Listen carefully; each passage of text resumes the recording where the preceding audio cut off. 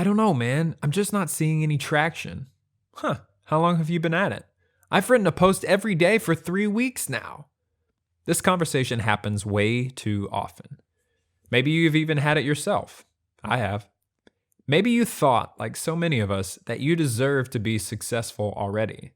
Maybe you wonder what it really takes to be a successful creative person. There's one thing everybody needs, but few people have.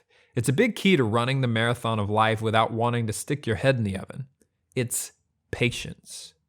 This doesn't come easily to most, myself included, because we creative types were born to fly. We were made to run, not walk. We were made to sprint, not wait. We were created to blaze trails, not follow them. But what I've learned is that life qualifies you. It does it every day.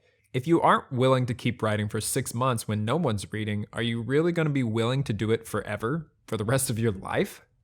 When I started seriously making a run at being an online presence in 2015, after one failed blog, one hardly successful one, and a failed business, I knew I couldn't fall into the same trap I did before, trying to do everything at once. Here's a piece of advice I picked up somewhere. Hopefully it will help you as much as it did me. Do one thing. If you want to be a photographer, take one picture, one good picture, then do that for 2 weeks. After you've got that down, post one of your pictures, just one. There are no 6 easy steps to learning patience. Honestly, I'm not even sure I can tell you how to do it or how I did it. I can just give you my experience and then let you learn from it. My experience is this. On January 12th, 2015, all I did was record one Monday motivation for about 30 followers on Snapchat.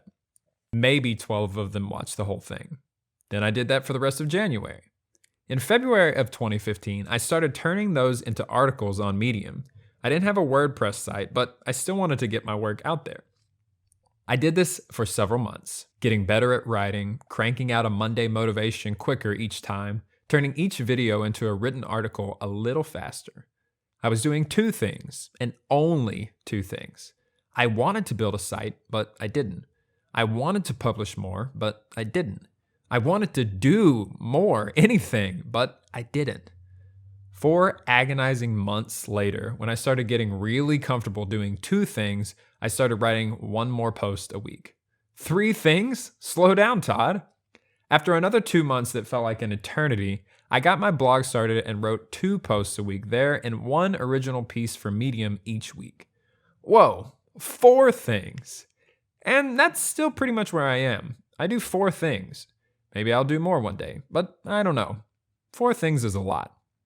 And you guys get a little update for this paragraph because you're listening to the audiobook, but honestly, I write 3 times a week.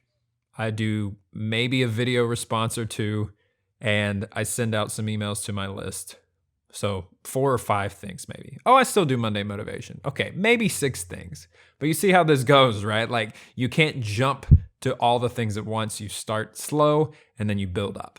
And something else strange happens when you are patient. It's a weird addendum I had to put at the end of this section because people don't talk about it much and it's kind of hard to explain. In fact, I'm guessing I'll lose a lot of you at this point. When you keep patient long enough, the world starts playing along. It's beautiful and wonderful and magical, and frankly, I don't get it, but it's real. This weird cycle emerges. Action builds momentum. Momentum builds respect. Respect leads to assistance. Assistance leads to inspiration, and inspiration sparks action. Here are some things that have happened while I've been patient with 4 or less things, without much other effort on my part. I've had 4 top 20 posts in the world on Medium, 2 top 10s. Oh, by the way, double for both of those numbers now. Actually, maybe more than that. I've grown my Snapchat following, connecting with dozens of new people. This guy named Matt built me a website for free. One of the editors for LinkedIn asked me to republish one of my pieces in their network.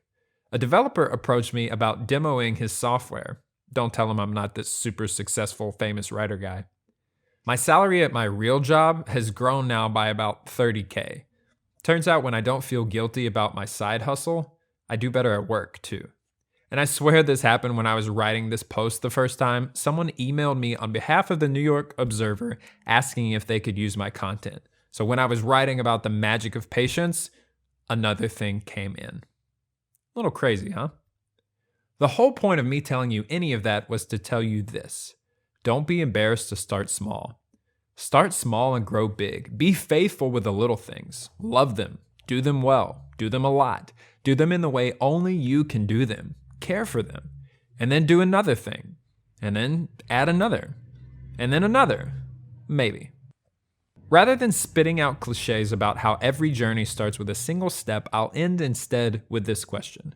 If you could skip all the small steps, if you could skip all the climb and the grind and the hustle and the waiting and the wanting and the wishing and the begging and the trying and get what you think you want most, what on earth would you plan to do for the rest of your life?